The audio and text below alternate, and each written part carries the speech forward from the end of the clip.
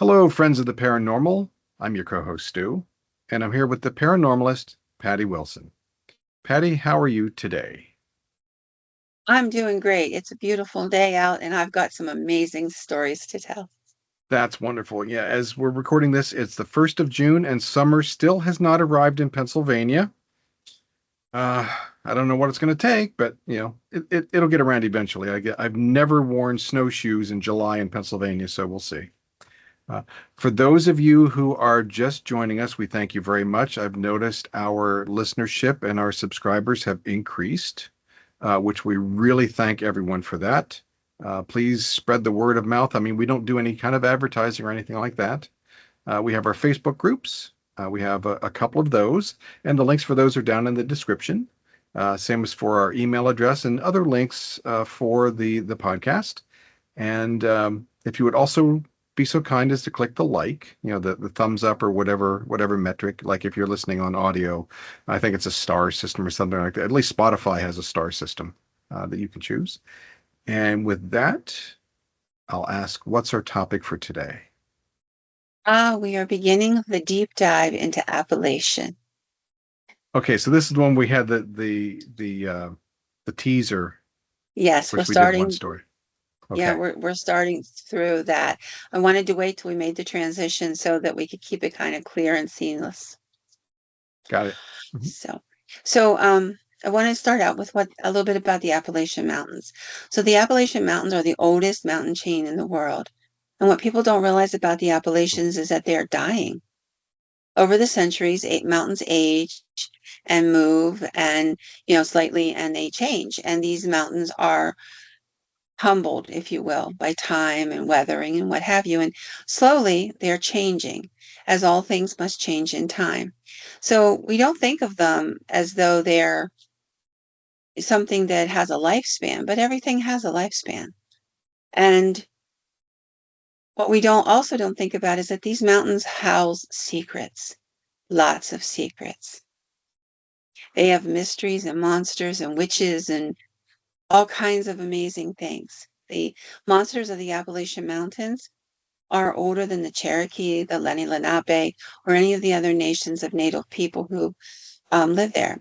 In fact, we're beginning to understand that the word native only means the last remembered group of people to live on them, because they very well might not have been the first. There are things that are older than the memories of the Native people, and the Native people will tell you in their stories that these things that they speak of are older than they are, that were here before they came. And so that's what we're going to talk about for right now.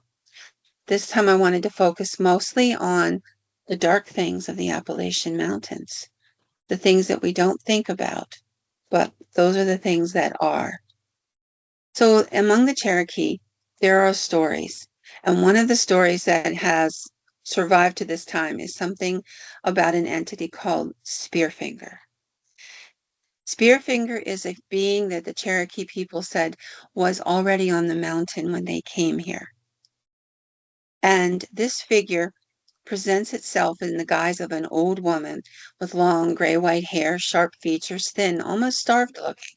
And she would present herself that way to children, just a weathered, weary old woman.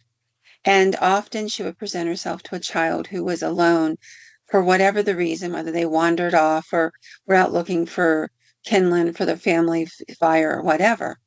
And she would talk to them and she would brush their head and say, what are you doing? How are you? Where are you going? Where do you come from? And as she talked to them, she would run her fingers through their hair in a very loving gesture. But within moments, they would fall asleep. And that is when she would shapeshift. For you see, that was only the guise she portrayed herself in. That is not what she truly looks like. According to the Cherokee, when she shapeshifted into her real self, she would be almost 20 feet tall. Oh my. She would have very hatcheted features. Her face and around her mouth and her chin would be covered in dried blood. And they called her the liver eater, for she would put to sleep the person or the child and then extract their liver and eat it and Yeah. kill them. In her natural state, her skin is as hard as granite, so arrows from the native people could not harm her. One of her fingers had been replaced with a large dagger or spear that she would use to kill the humans in battle. At one point in time, the Cherokee were losing so many children to this being, this spearfinger, that one of the medicine men reached out to other villages and asked them to come and talk. Each of them had stories of horror of how their children and their grandchildren were disappearing, and that they believed it was Spearfinger. And so the medicine men and the chieftains came up with this plan. They would dig a huge hole, and at the brim of this hole, they would build a great fire late in the middle of the night. And the fire and the smells from this fire caught her attention, and Spearfinger came. And when she came, she approached like thunder in her natural state, her feet hitting the ground and causing it to tremble. And they were frightened, but they also knew that they needed to take care of this. And so when she stepped into the light, she realized what was going on, and she roared at them, and she began to come after some of them. And what happened was she didn't see that pit in the darkness, and she fell down into it. And when she fell into the pit, she changed shape again into that old woman. And she stood and she asked for help, but none of them would help her. Some of them talked about it. Maybe they were wrong. Maybe it was a hallucination, whatever their word for that might have been. But the medicine men and the chieftains held them at bay and said, no, wait.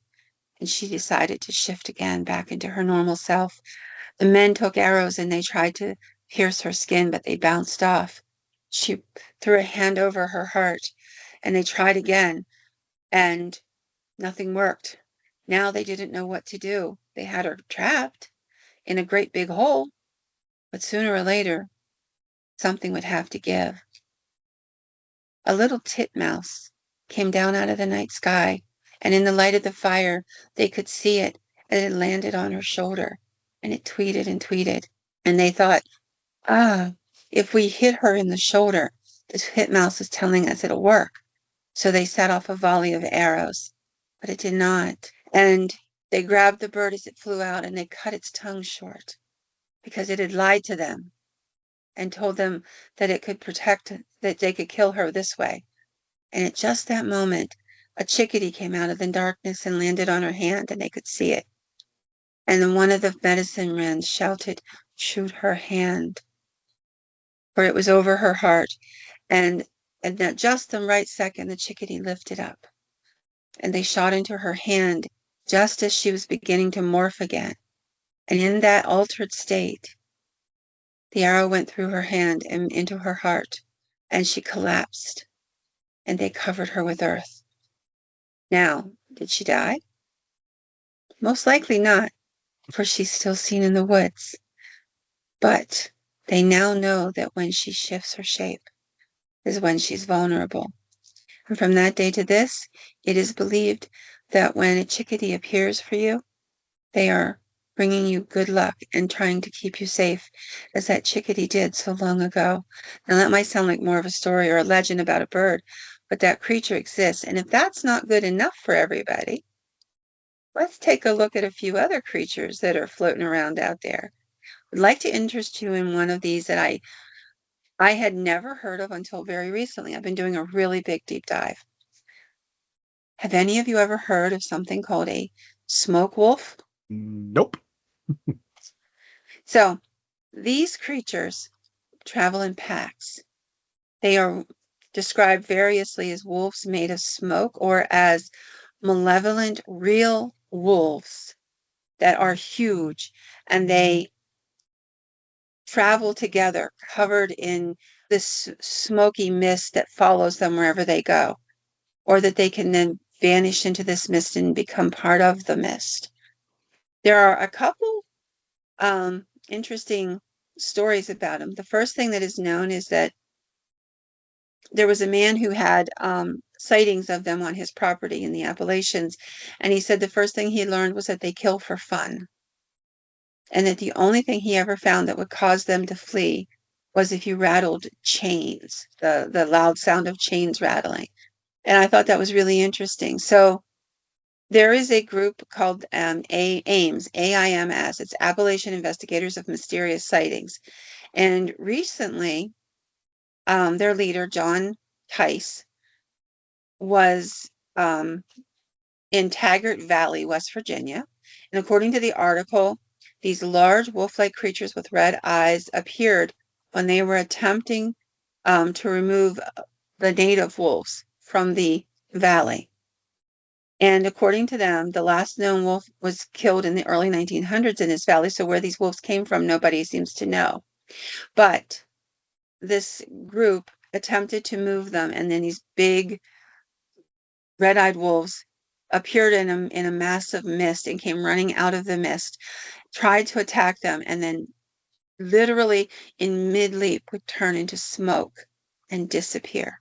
I'm not a big fan of mountain monsters. I think it's fun, it's and all that, but a little light on the facts and the history. But interestingly enough, they've also talked about them, and I have found them mentioned in multiple other places in the folklore and what have you. So I wanted to share that with you. Wolves made of smoke or mist. They are not the only odd creatures on these mountains. Another creature is called the raven walker. So it's a cryptid, kind of bird-like, but about 7 feet tall. Now, we've talked about owlmen in the Southwest. This is very much along the same idea. These appear mostly in Virginia or West Virginia, approximately 7 foot tall or higher. They are considered a bad omen. They are most often associated with somebody who is dying. So these raven mockers, they look like a normal person until you get close, and then you realize what they are. They are able to feed off the hearts of humans. Now, that doesn't mean they physically pull them out. Somehow or another, they extract the energy out of the heart, causing it to cease. People who are dying often see them. Sometimes they are seen by others. If you can see them, you can kill them. But if you can't see them, even if you know they're there in that space, they're oblivious to you. They're covered in raven feathers with sharp talons. They're able to fly silently through the night.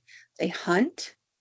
And what they're hunting for are people that they can take down, not to eat their flesh, but to eat their energy and their hearts.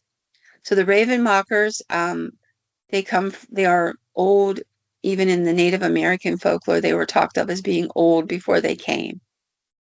And they are protected by dark magic, is how they put it. And they will literally sometimes pick up a human being and throw them in front of other people and batter them to enhance their fear so that their heart will explode and they can take them down easier and faster.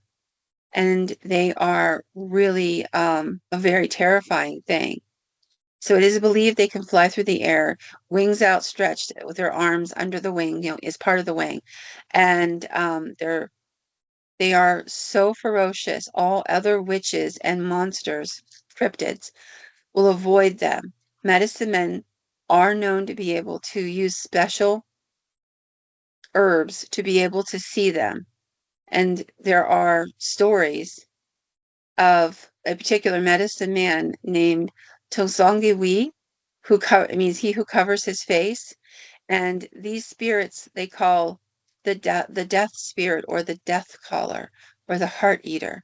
So if you hear them being referred to, that is what they're talking about.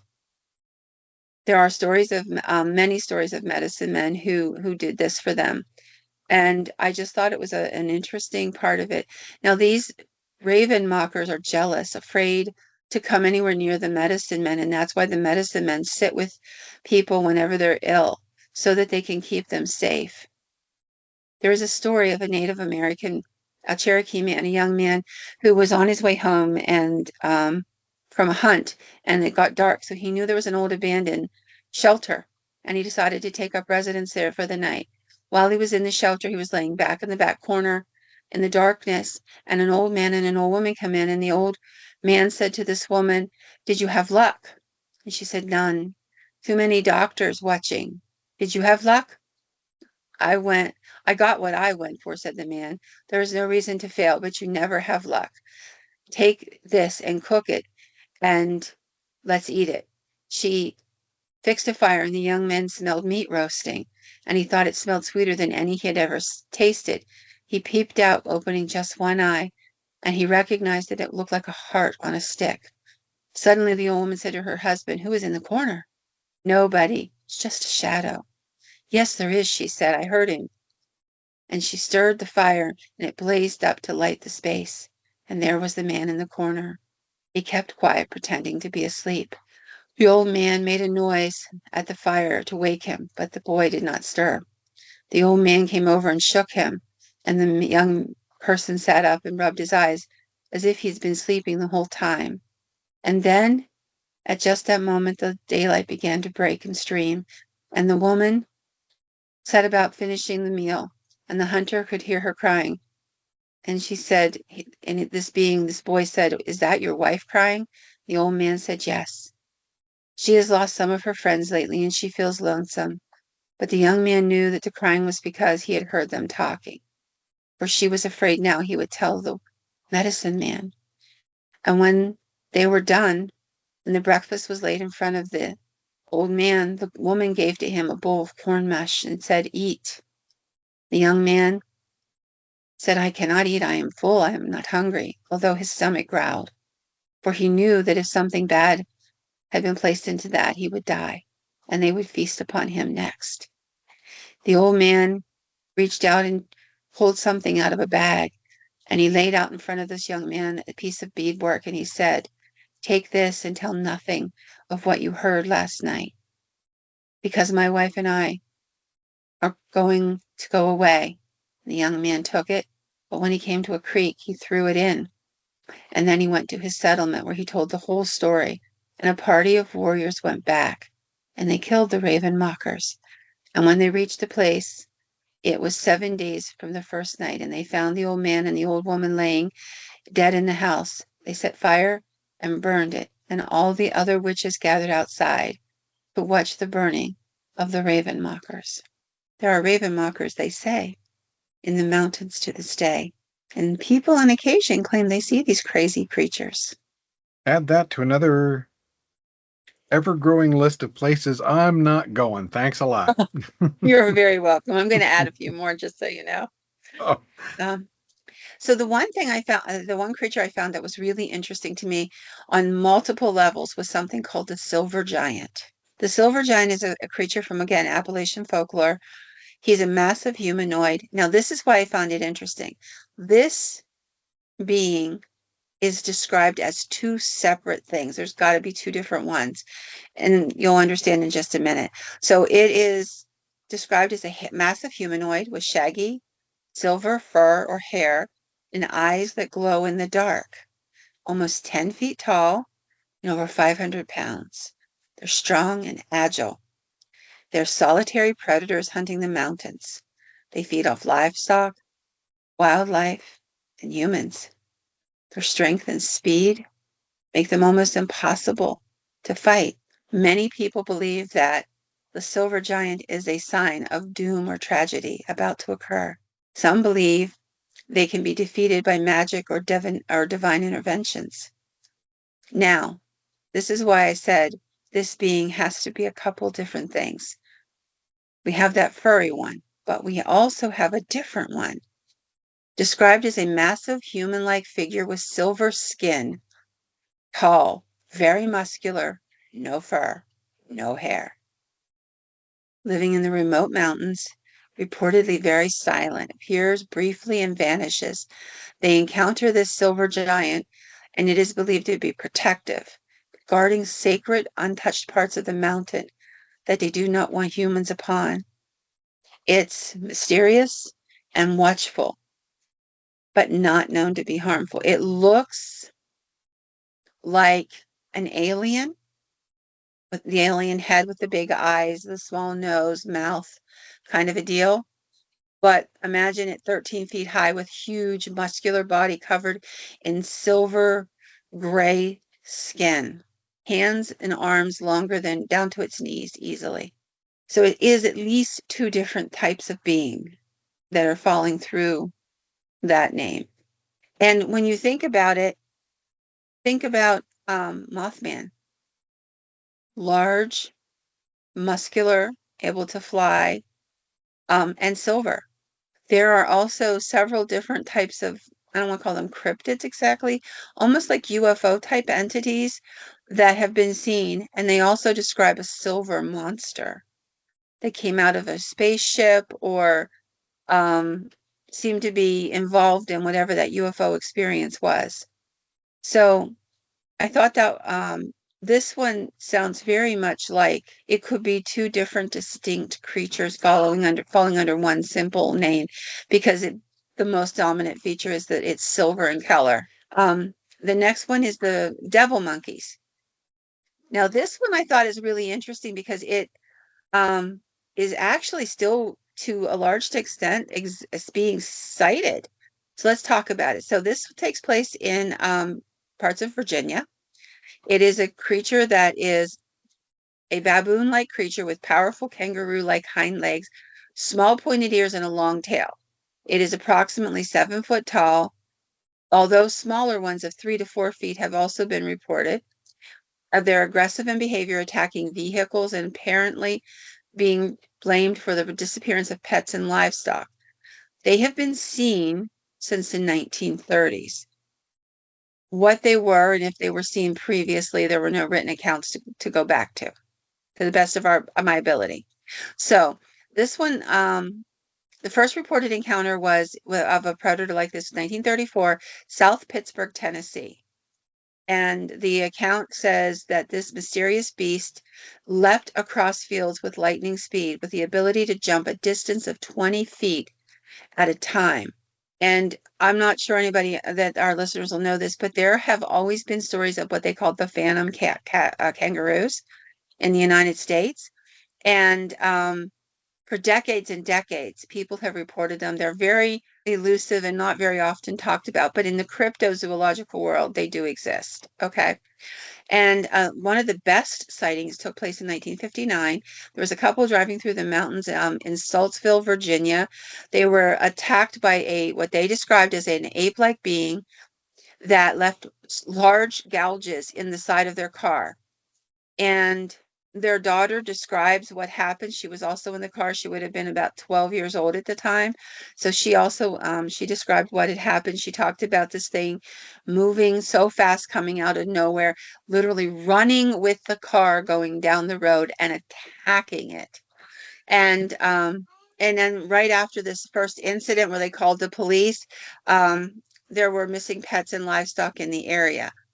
Now, this also was seen again in the early 1990s. We're going to talk about that story because it's really interesting. It goes all the way up through the 1990s.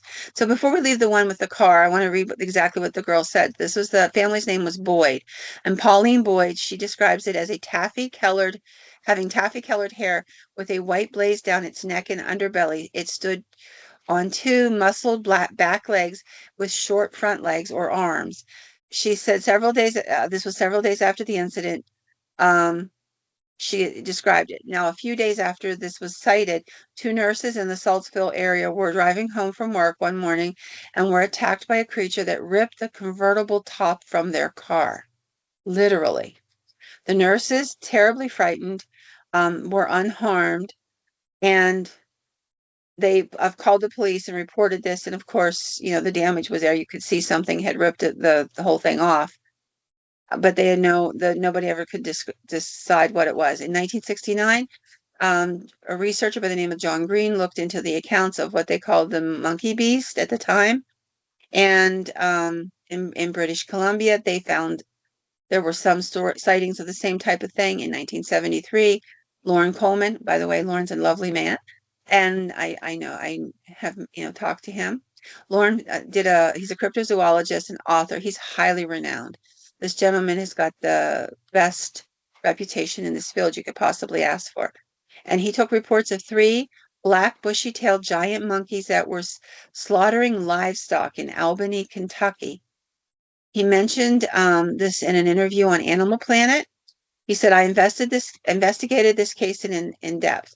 I interviewed people who were very sincere. In the whole context of devil monkey reports, it seemed very sincere. You have these reports of hairy monkey-like creatures with tails very different from Bigfoot. That's the end of his quote. In 1979, there was a whole bunch of sightings of a bipedal monkey creature in rural Georgia. A female witness described it as the ugliest looking thing I've seen. It had a tail like a beaver's, but bushy. It also had a dog's face. Now, that's an interesting component. People will describe it as dog-faced.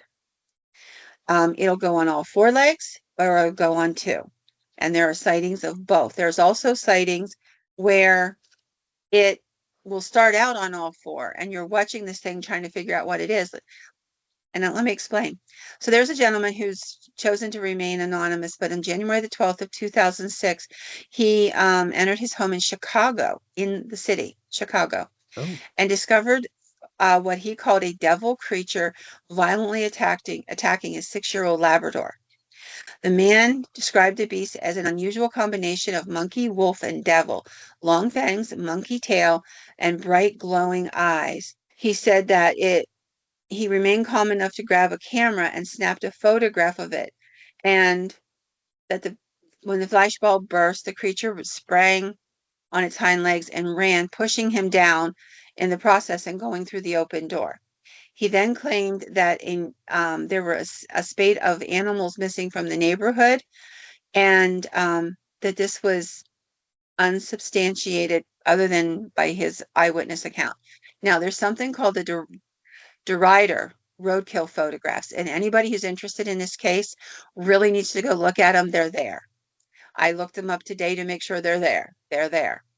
In 1996, there was a carcass found of a baboon-like animal with canine features on a Louisiana roadside. So this was found on Highway 12 in Louisiana in 1996.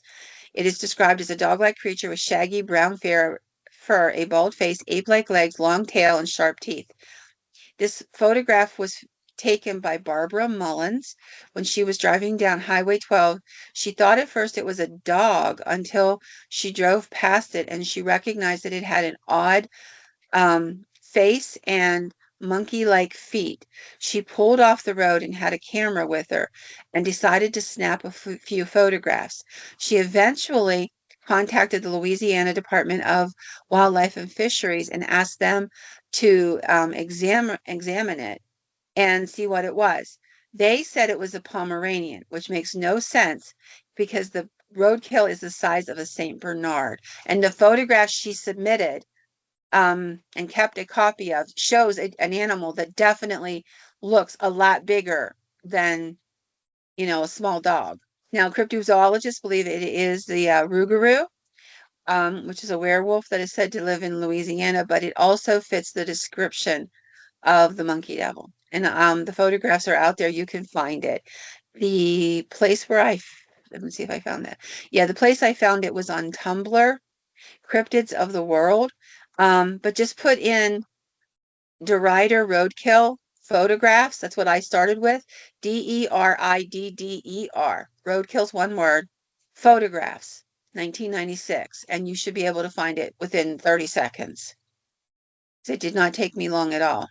There is another report I'd like to talk about, also 1996, Louisiana. This was posted online by a biologist who is a consultant for a biotech firm, and he did not report it until 2009. He said, I was sitting alone, gazing out at the rain. I noticed the movement to my left in a large field next to our property. The field is separated from the property by an old fence with scattered pine trees next to it. I turned to look and saw something. I honestly didn't know what, running extremely fast on all 4s from the field toward our property. At first, I kind of guessed that it was a dog, But as it got closer, I realized that I was wrong. The thing, whatever it was running on all fours to a spot in the fence where the trees were about 30 feet apart. It leapt over the 5-foot fence in one hop. Once it hit my side of the fence, this thing stood up on 2 legs. It was 30 feet from me at that point, and I got a really good look at it. It was 4 foot tall, maybe a little bigger. It had really big yellowish eyes, large pointed ears, and sparse coat of shaggy fur. It stood on tiptoes. It had a long, somewhat bushy tail, kind of like a squirrel, but not as thickly furred. The snout was cat-like. That's how he describes it. I was close enough to make out the hairs on its face. I am inclined to believe that it had whiskers. Once it stood, it kept its arms to its sides, like a human, bent slightly at the elbows, and the hands were identifiable with fingers with long, noticeable claws. Now that's an interesting eyewitness account. 2006. A very interesting description too. That's just, I'm trying to picture it as you were describing it. I'm thinking like, yeah, I don't want to meet that. Yeah. No, I mean like the photograph that exists, it's really it shows this what looks like I can see it looks like a dog-like thing. It's got 4 legs.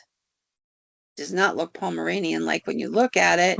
It's this huge, puffy, massive fur coat, and you can see the face is, they say dog-like. Now, I'm only seeing half the face because the other half is laying down in the dirt.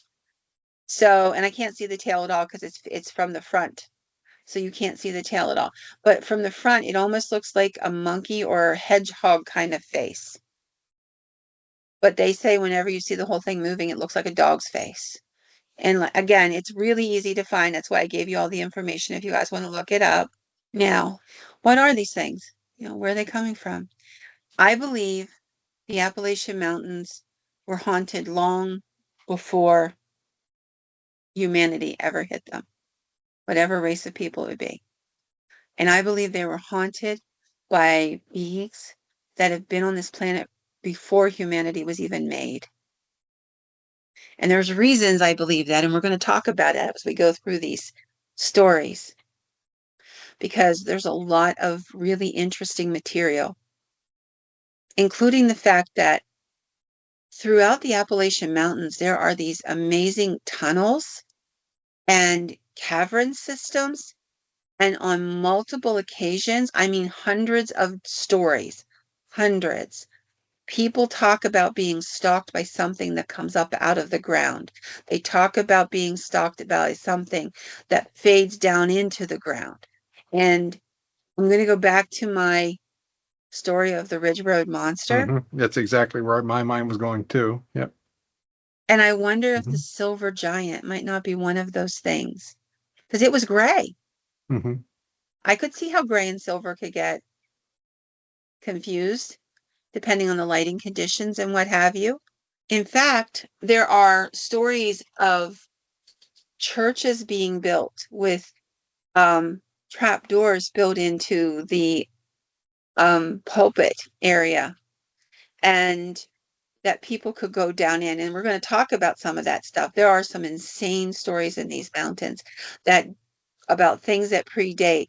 There are people who've gone into the mountains from universities and electric companies and all kinds of different things. Maybe they're doing a survey to put electrical lines in, or they're doing a survey of flora and fauna or stuff like that, who had bizarre journal entries talking about the trees watching them, something older than time watching them. And it's really interesting. As we go forward, we're going to start tapping on some of that. But I want to tap into one more story. And then tonight I'm going to call it quits after this story. This one's going to take a little while. I don't know if any of you have ever heard of something called a bouncing Bertha. Have you ever heard that? Like, whenever I heard it, it sounded vaguely familiar. Yeah, I was going to say very vaguely familiar, but yes, I have heard the term, but I Okay. couldn't for the life of me remember what it is. Yeah.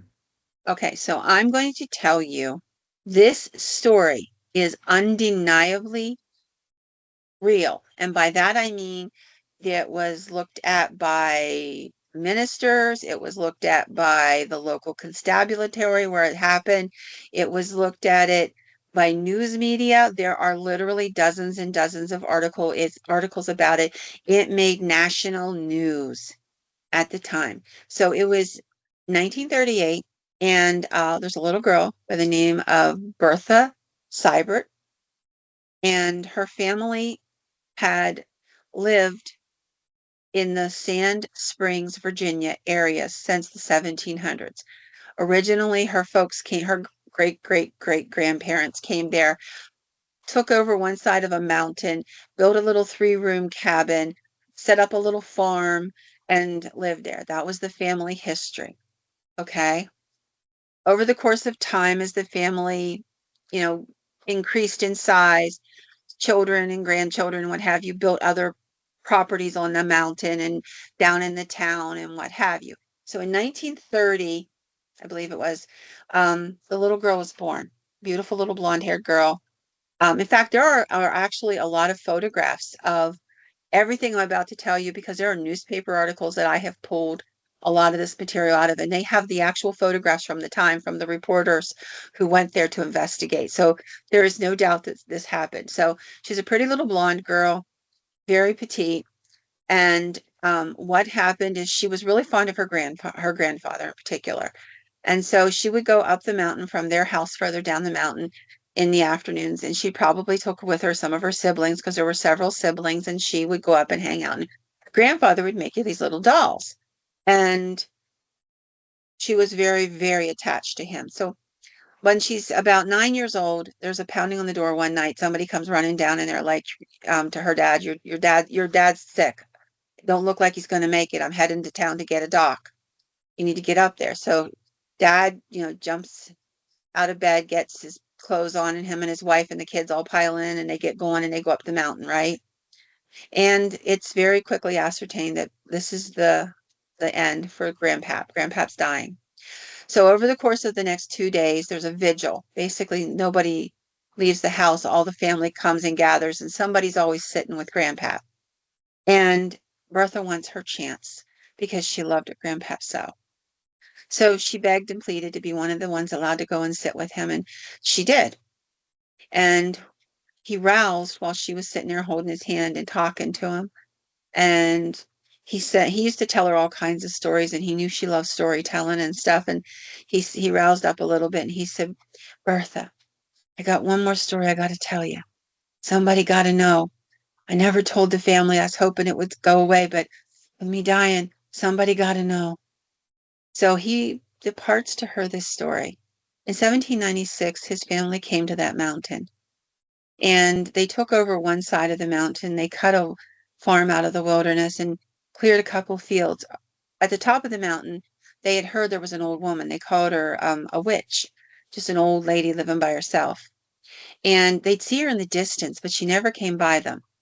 And they decided that there were fields of, meadows that were already clear. Basically, there was nothing growing in them but grass and stuff. So it was easy to cut them up and make them into cornfields. So that's what he decided to do. And the corn grew amazingly well. When the fall comes and he's beginning to harvest him and the boys, the old lady comes out of the woods one day, and he's got a wagon, filled with corn. And he stops to talk to her, and he's like, I appreciate you, you know, um, not bothering us while we're up here working on this field, but I want you to know I'm going to drop you off enough corn to fill your corn crib for the winter. You'll be able to eat off of it all winter. And she's angry. And she says, I'll not eat a single kernel of this GD corn. And neither should you.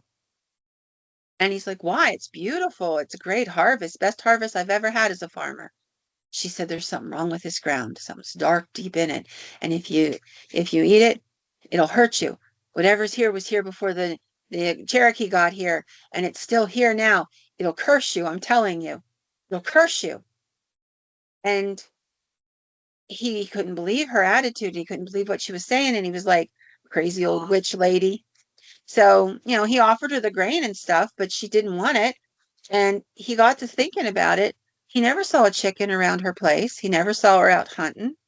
Never saw a patch of, herbs or a garden or anything. How did she live?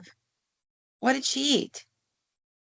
She lived up there for quite a while. And then after he talked to her, she just disappeared. Well, he brought the corn in, ground grain, and they ate off of it. And over the course of time, according to Grandpa, there were visitations that were made from something dark, something darker than older than time, and that members of the family were cursed by whatever this was. With that, the old man passes away. And the little girl tells her grandma the story. And her grandma poo-poos it, and she says, oh, he was delirious. Don't you believe in that now? So it was decided that Bertha was going to end up staying the summer with grandma to kind of give her company and help her out a little, you know? And so Bertha ends up doing exactly that. It's a little 3-room cabin, a kitchen and living room, little storage area, and a bedroom. And so her and grandma sleep in the same big old bed that grandpa had made. And first few nights, she has terrible dreams, just terrible dreams. And in dreams, she sees this woman reaching out, trying to touch her. And it scares her to death, and she screams and wakes up. Her grandma's like, what's wrong with you? She's like, there's this woman in my dreams, and she tries to touch me, and she's scary. She looks like a witch. She's scary. And her grandma's like, don't be silly. And one night, about a week or two after the death of her grandfather and his burial, she's sleeping and she wakes up and she's laying there in the dark and she looks up and she can see this figure above her of hands and a face, just hands and a face. That's it. And it's reaching out, trying to touch her, and it scares her half to death, and she screams and she rolls over. And when she does, whatever this thing is, the hand snatches the sheet right off the bed and flings it to the floor. And grandma comes running up, comes waking up, and she's like, what's going on? And she's like, it was here. Did you see it? Did you see it? The hands and the face, the old woman. And her grandma's like, I saw you jumping up out of bed and the blanket getting jerked off me. That's what I saw, child. And she calms the little girl down, and laying on the bedside table is a Bible. And the old lady says to her, ain't nothing going to hurt us here. I've lived here since I was 17 years old, and I come here as a wife. And that Bible there in our faith is going to keep us safe. Now you go back to bed, child. The little girl goes back and lays down, but she doesn't go to sleep. She's scared to death. For the next couple of nights, she barely sleeps at all. So on the third night, she's exhausted. And her grandma puts her to bed early, and she sneaks out to the kitchen area to finish up the dishes and wipe the table and stuff down because the little girl's just so tired. She put her to bed way early. And she hears this sound while she's out there. She said it sounded like a rat digging. If you hear a rat digging in a wall, how it sounds, and it was loud. No, I don't know. You've never heard of rat? No, Listen, no. I grew up on farms, and we had rats in the walls of the barn, and you would hear them in the morning digging and scratching. And there's nothing you can do about it. And for those who don't like rats, we had to kick them out of the way to go milk. All right. Yeah, sorry to interrupt. So anyway, so this little girl's, sleeping, and her grandma's hearing these noises. She's trying to figure out where they're from, and all of a sudden she hears this thumping. It's loud, literally shaking the floorboards, thumping up and down, bam, bam, bam, bam, bam. The little girl's screaming. She goes, running in, and she looks, and the little girl's on the bed, and there's just 2 hands on the top bedpost, and they're just jamming this thing up and down and up and down and up and down. And grandma doesn't know what to do. She tries to grab the child off, and the child's screaming, and she's screaming for help, and grandma tries to pull her, and she can't get off, and the bed just goes wild, just keeping her on there. And finally she gets the little girl off the bed, and she drags her out to the kitchen, and they get calmed down a couple seconds, and the bed's still thumping, and they go taking off down to the little girl Bertha's mom and dad's house, which is down the way. And they tell this crazy story And then Bertha tells the rest of the story that Grandpap told her before he died. Okay? Well, her dad goes to the pastor in town, and he tells this crazy story. And the pastor takes 2 deacons, and he goes up the next day to visit Grandma and Bertha. And they're come in, and Bertha's sitting in a chair in the corner, and she's just smiling, all peaceful and content. The pastor and the 2 deacons walk over, and she's still smiling at them, real happy and content. And trying to talk to her about it, and she's just smiling away. And the pastor reaches out with a cross, little cross he had on a chain, and he goes to lay it on her forehead. This is what he said happened. He said the chair slid 4 feet back into the corner away from him on that cross.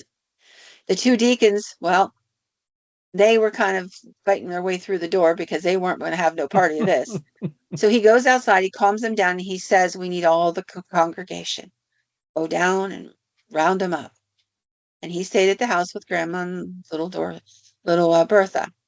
They all come running up, the people from the church. It's now about dusk. Some of them are coming up on horseback. Some are walking. Some are, coming up in old rickety, battered vehicles. About 60 in total. They got their Bibles. A bunch of them jam their way into the house, into the bedroom where little Bertha's now sound asleep again. Others are outside. The windows are hanging open, and they begin to sing hymns. How great thou art. Old hymns. Some of them got their Bibles, holding them out like a sword at the house. Others are holding them out at the little girl. And the pastor's like, okay, it's calming down. And then somebody grabs his hand and points 2 hands on the headboard of the bed, just picking it up now and slamming it into the ground, picking it up and slamming it into the ground, picking it up and slamming it into the ground, picking it up and slamming it into the ground as hard as it could. Folks go scattering out like mice out of a corn crib, and out the door they go. Others are standing there shouting and screaming for, praying, pleading the blood over this. And the pastor lays hands on this little girl, and he starts rebuking whatever this is and praying in the name of the Father, the Son, and the Holy Spirit. And the little girl screaming at him to shut up, leave me alone, shut up. And then she falls silent. Now, 2 fellows, professors from a college not too far off, heard the stories. It's making the local papers, it's passing all around. And they come up and they want to see what's going on. So we're now 19 days into this. Every night, same thing. Little girl laying in the bed shaking up and down, fast and hard. Folks coming from not near and far to pray for her, others coming to gawk. And the pastor trying to figure out how to fix it. So on this night, the professors come, and they're highfalutin folks with lots of pretty talk. And they impress these mountain people. So Grandma invites them in. She offers them supper. And they're sitting at the table to break bread with her and Bertha. And as they are talking about hallucinations and, hysteria and all of this, the meat on their plate goes flying through the air and smacking into the wall. And just as they're looking at that, their bowls of soup pick themselves up and dump themselves onto the table and slam down on the table so hard it cracked the crockery. Well, they got up and decided they really needed to get back, and they said they'd collected enough evidence and they would let them know what they decided. So they hightailed it out of there. Now, Bertha's dad was up there every night, keeping an eye on his little girl. He'd be with the pastor praying, holding on to her, and he'd tell her, Bertha, fight it. Bertha, you got to fight it. Bertha, you're a strong little girl. You got to fight this. And on the 39th day, it seems like something broke. Now, the little girl, they did move her out of the house. They tried putting her with relatives in different places, and wherever she went, the bed shook. But after the 39th night, it stopped. And they decided to err on the side of caution, and they moved her further from home to another relative, and then the family moved away. You can understand why. That's not a very good piece of information for everybody to have about you. They need to start over somewhere else. The story literally made international news. And to Grandma, when she was interviewed the one time, she said, I didn't believe her at first. But I know my husband believed that there are things older than these mountains that came here to settle here, to hide here. And I think one of those things was whatever that thing was that was after our granddaughter. They ate the corn from the ground that was cursed. And the family's been cursed ever since. I never heard the stories. But now that I've been talking, now that this is all going on, relatives, distant relatives, talk about things that happened when they were growing up. This would have been the great, great, great grandfather who grew the first amount of corn and ate it. And for 150 years, the curse moved on. To the best of my knowledge, it was broken with Bertha. The pastor broke it. But folks can get cursed, and it can follow you generationally. Whatever's in those mountains, or whoever's in those mountains, whatever it is, in that ground and underneath it, it's been there a powerful long time. And I don't think they're going to break it easy. But we'll be talking a little bit more about some of that in an upcoming episode. I hope folks enjoyed it. But please understand, this story is real. Like, I literally pulled up newspaper accounts, and they're there. There's school photos of her. She's circled in the photos. There's photos of her sitting on that bed with her family, her dad and her brother, and different folks. There's all kinds of, look up the legend of the Bouncing Bertha, and you will definitely find a whole bunch of stories about this. And with that, I think that's the end of our tales for this night. All righty. Well, thank you very much for those. Yeah, still more places I'm not going to go, but with that, I'll say good night. Good night.